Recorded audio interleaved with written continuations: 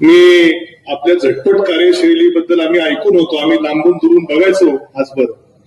पण मात्र एवढ्या झटपट तुम्ही मला सांगा, शनिवारी माझा प्रवेश पक्षामध्ये झाला, रविवारी उमेदवारी जाहीर झाली आणि गुरुवारी मी आमदार झालो. म्हणजे आपल्या झटपट कार्यशैलीबद्दल आम्ही ऐकून त्याचा अनुभव राहुरीकरांनी त्या ठिकाणी घेतलेला आहे.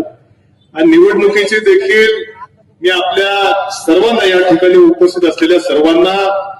आवर्जून सांगू इच्छितो की तिकीट मिळण्यापासून पुढच्या अर्ज भरण्याची प्रक्रिया असेल आणि अर्ज काढण्याचा दिवस असेल तो तुम्ही टीव्हीवरती बघितला असेल. या सर्व प्रक्रियेमध्ये सर्वात सिंहाचा वाटा कुणी उचलला असेल तर तो आदरणीय विखे पाटील साहेबांनी उचललेला आहे, ते आपण सर्वांनी बघितलेलं आहे. खरं 5 वर्ष विधानसभेमध्ये मी होतो, आता मी पुन्हा आलो,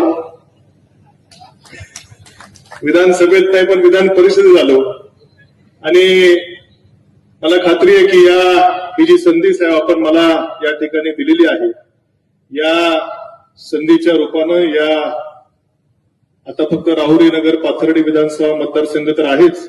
परंतु जिल्ह्यातल्या स्थानिक स्वराज्य संस्थांचे देखील प्रश्न विधान परिषदेच्या सभागृहात मांडण्याची जी संधी आपण मला दिली, या संधीचं निश्चितपणे सार्थक करून दाखवल्याशिवाय राहणार नाही, अशी ग्वाही आपल्याला आम्हा सर्वांच्या उपस्थिती या ठिकाणी देतो.